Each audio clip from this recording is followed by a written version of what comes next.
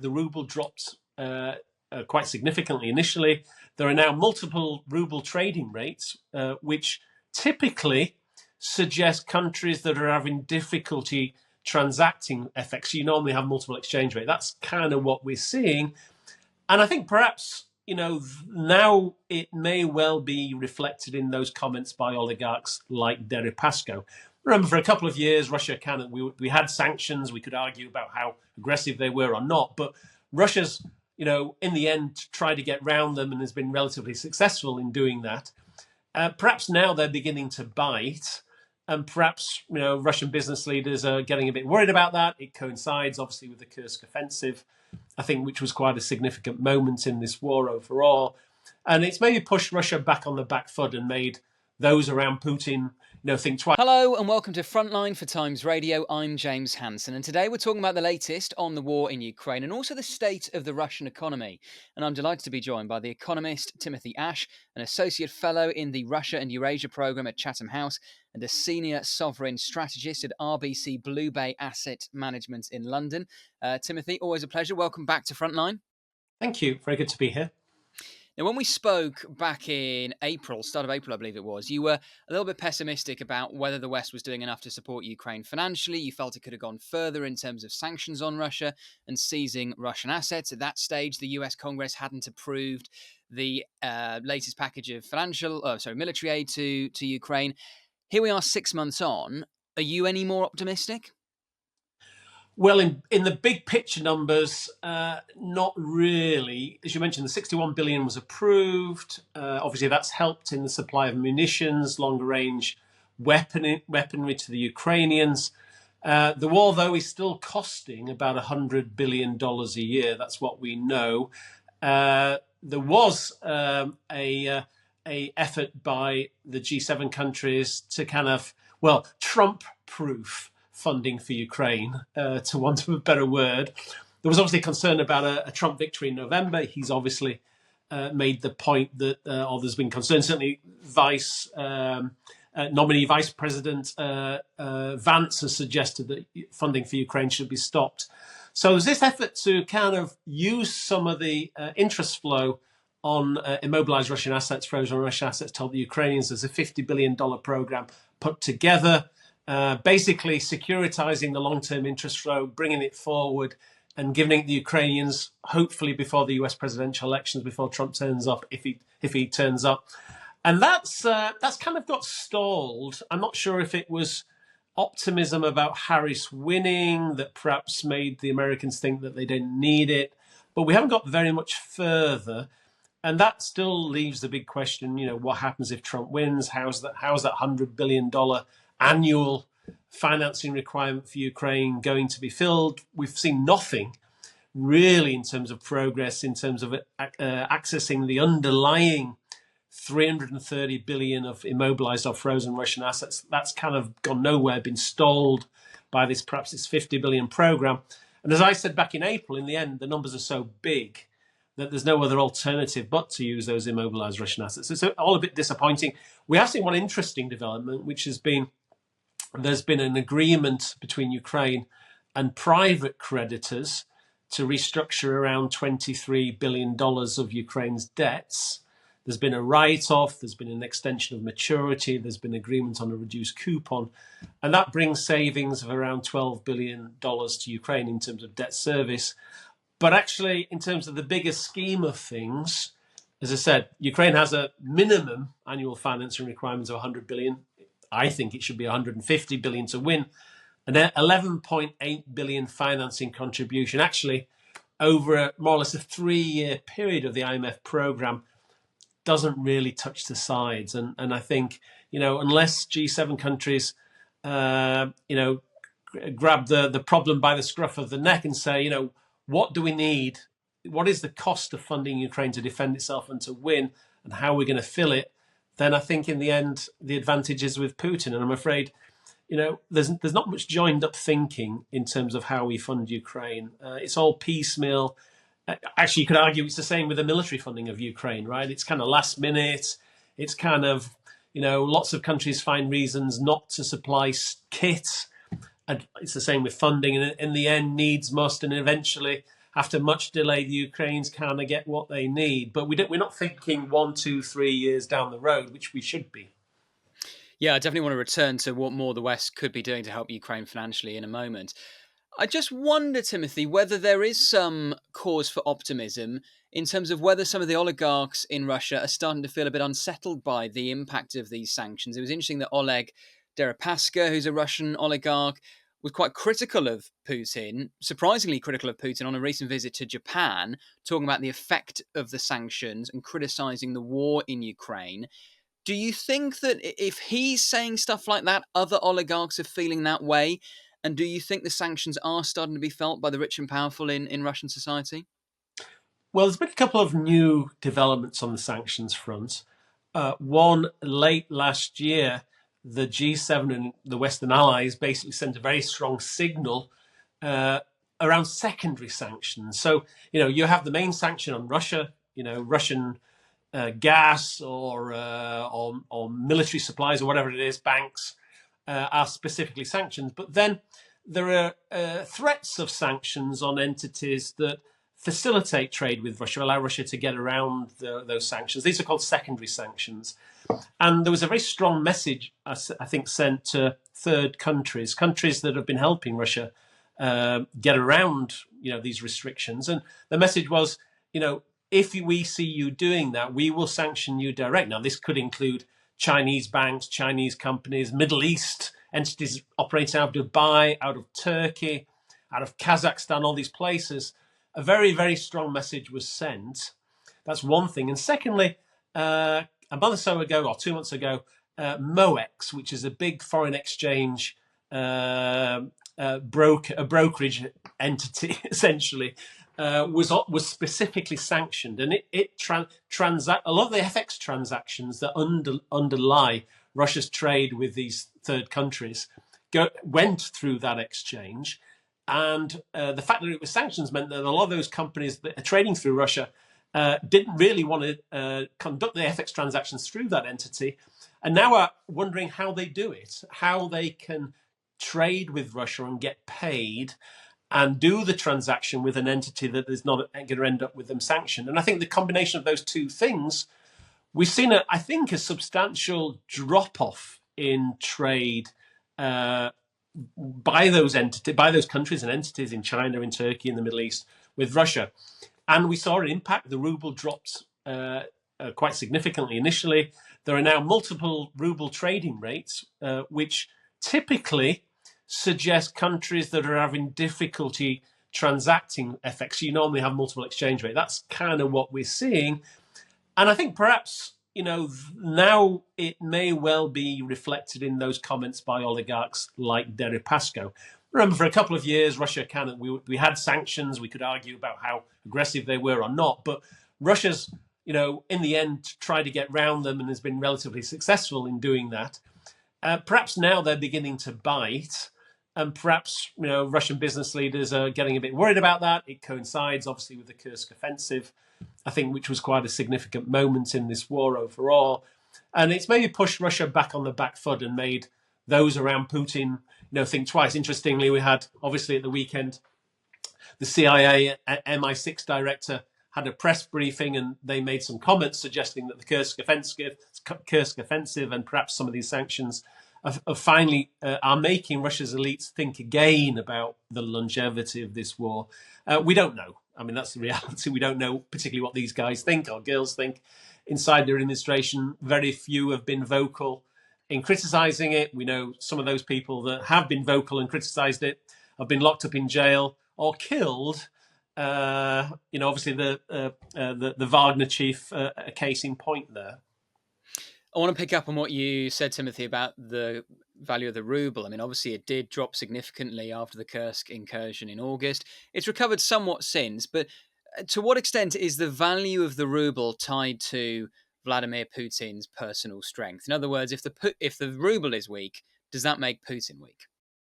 Well, generally, countries that have weak currencies, it reveals an economic weakness and vulnerability, right? I mean, a weak currency can help countries in terms of it improves competitiveness, but it tends to be very short term. And in the end, there are implications of a weak currency, which is higher inflation. Generally, we know populations don't really like high inflation. And actually, what we are seeing in Russia is being a weaker currency and higher inflation, and the central bank, in response, has had to increase interest rates. Policy interest rates are 18% at the moment. There's a central bank policy meeting this week. They're likely to increase interest rates. I mean, if a currency is weakening and the central bank has to respond by raising interest rates, it suggests vulnerability. It suggests things are not going quite as per plan.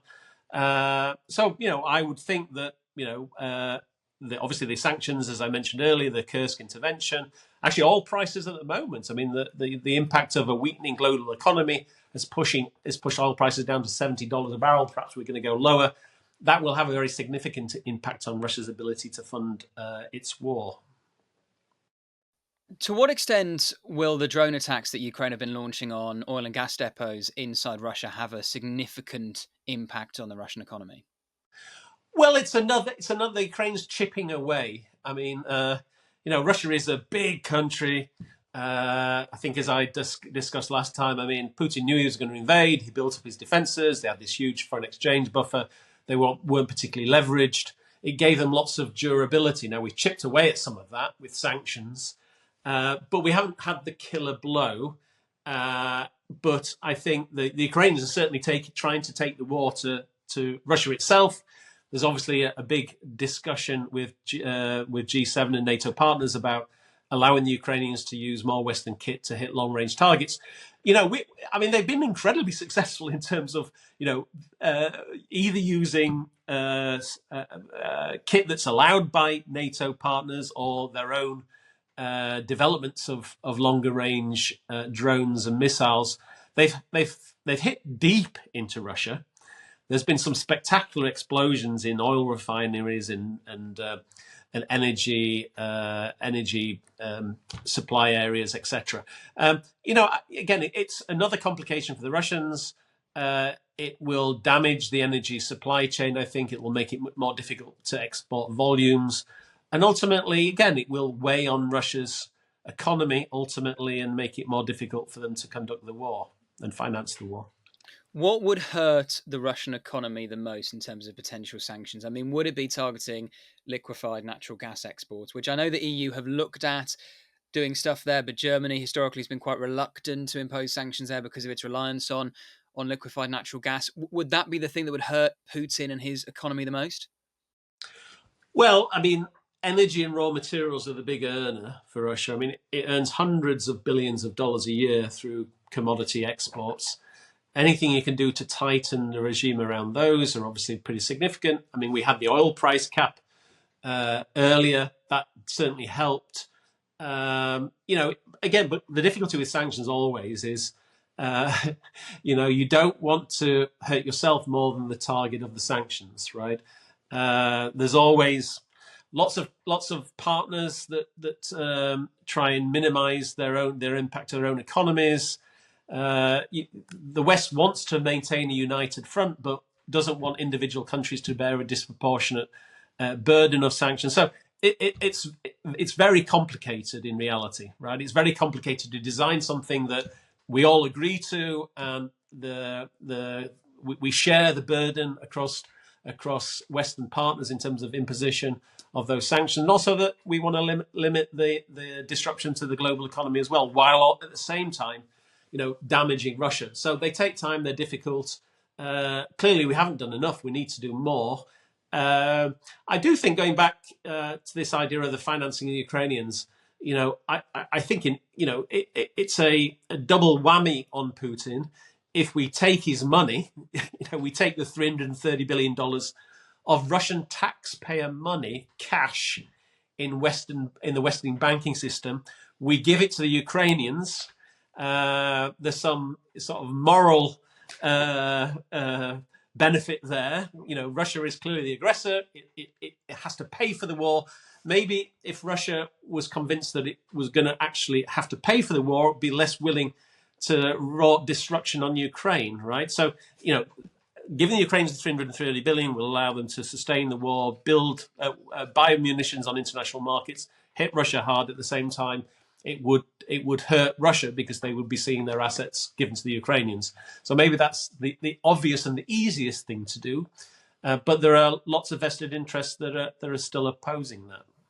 And on oil prices, is the oil price cap really the best way of dealing with things? Because I've heard some analysts argue that actually there are ways of getting around that, and that maybe the best thing to do would be, for example, the US to ramp up its domestic oil and gas production and to give a lot of it away on the cheap, and that would drive down the global oil price, and that would really severely impact Russia.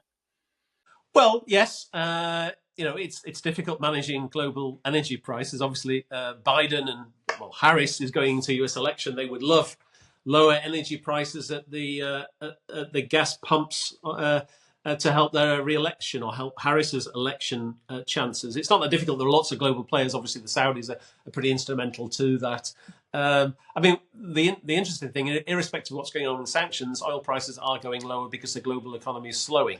That will hurt Russia. Now, if you could tighten up the sanctions regime around Russian oil and gas exports, which the West is trying to do through these secondary sanctions and sanctioning MOEX, you increase the damage to Russia, right? I mean, so I think in the end, a combination of all of these things, right? New additional sanctions, going after the frozen Russian assets, secondary sanctions on countries that are helping Russia circumvent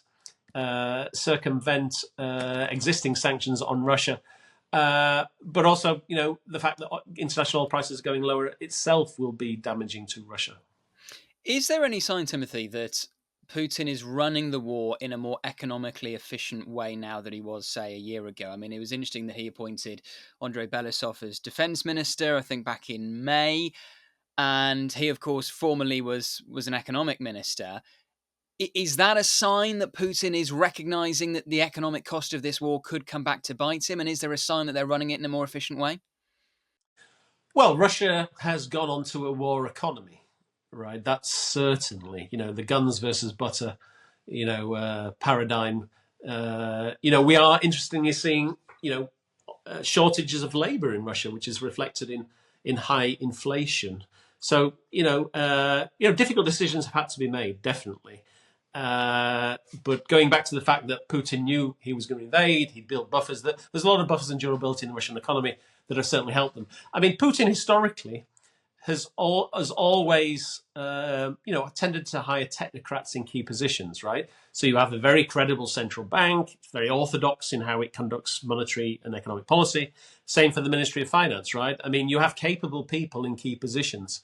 You could probably dispute that when it comes to the military. I mean, the way Russia has conducted the war right from the first invasion has been, pretty chaotic and not very credible and very good. They've learned, certainly.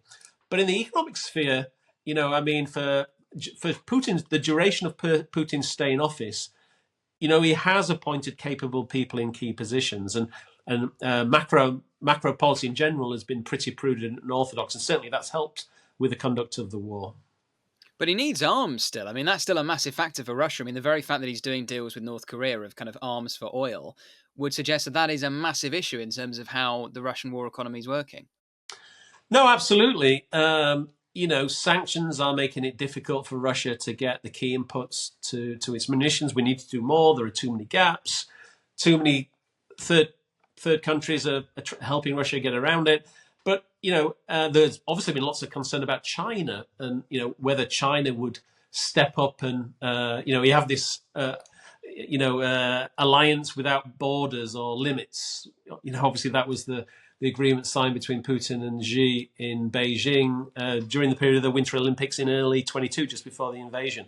The reality is China has not particularly supplied Russia with the array of military equipment that Putin perhaps wanted. And the fact that Russia's had to go to Iran and North Korea is testimony, actually, to the fact that China has not stepped up and helped Russia particularly. And I think it's interesting here because the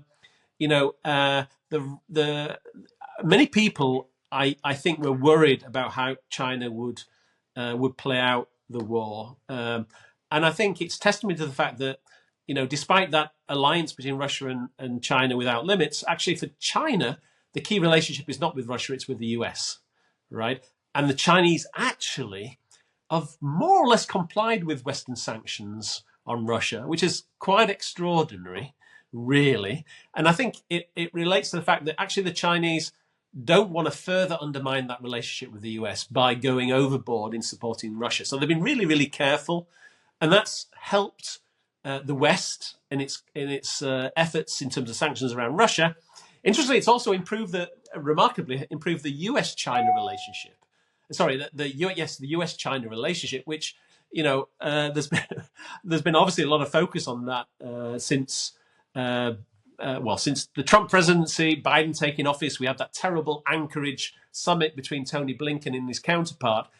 But actually, where we are, because of the war in Ukraine, is perhaps a better US-China relationship than it would otherwise have been, because Americans are respecting the fact that the Chinese have not gone all in support of Russia in this war. And again, that's certainly helped the Ukrainians. Let's return to how we started this conversation, Timothy, and your general frustration still that the West isn't doing as much as it could be when it comes to seizing Russian assets and going further with sanctions. So if you were in charge of drawing up Western sanctions, fresh Western sanctions on Russia, what would be your immediate priorities? Well, one, give Ukraine full access to the $330 billion of immobilized Russian assets. That would trump-proof Ukraine's financing. It would cover at least two years of financing for the Ukrainians, assuming $150 billion is needed to win the war. Right? They could buy their own munitions globally. Right? So that would resolve the issue of like almost every month, every 2 months, having to sit down and talk about how we're going to cover Ukraine's financing needs. Secondly, I would go for a zero tolerance for the West around trade with Russia. I would send the message out that on a longer term perspective, Western companies should aim to go to zero in terms of trading with Russia unless they have specific licenses to do so. So I accept that some products that we get from Russia are critical. You can't get them elsewhere. We perhaps do need to import some. Well, okay, they can go on special licenses. But I think the message to Western and international business should be that Putin's regime is a fascist regime. It's conducting war crimes and genocide in Ukraine. It's a threat to the security of Europe and the Western alliance. You should not be doing any business with Russia if at all you can get away with it. And I think that would really tighten the screw around Russia. It would send a very strong signal to third countries like India, like Turkey, like China, like Dubai, that you shouldn't be, or UAE, you shouldn't be doing business with Russia. And I would, really crack the whip around secondary sanctions. Actually sanction those third country entities that are facilitating sanctions busting via the Russians.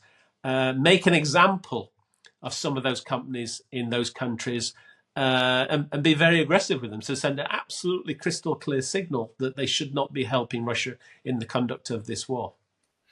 And just finally, is the Russian economy Putin's Achilles heel? If he were to be ousted from power in some kind of internal coup, would it be more likely because of concerns with the state of the Russian economy as opposed to battlefield failures in Ukraine? I guess what we've seen is there is still this durability. So unless we are willing to go the extra mile and be very aggressive in terms of our sanctions pursuit of Russia, in terms of helping the Ukrainians, in terms of financing, then actually there is, unfortunately, quite a lot of durability there, right? It's a slow grind. We continue to undermine Russia's ability to conduct the war, but we're not willing to impart the killer blow. And I think still, the battlefield ultimately is where it plays out most evidently. But I think by keeping a tight noose around Russia on the economic sphere, we do limit his options, on the battlefield. I mean, we certainly help the battlefield effort of the Ukrainians. Timothy Ash, always appreciate your time. Thank you so much for joining us today on Frontline. My pleasure. Thank you for watching today's episode of Frontline. For early access to our videos, member-only Q&As and live streams, then sign up for a membership via the link in the description. And for the latest news and breaking stories, listen to Times Radio and follow us at thetimes.com.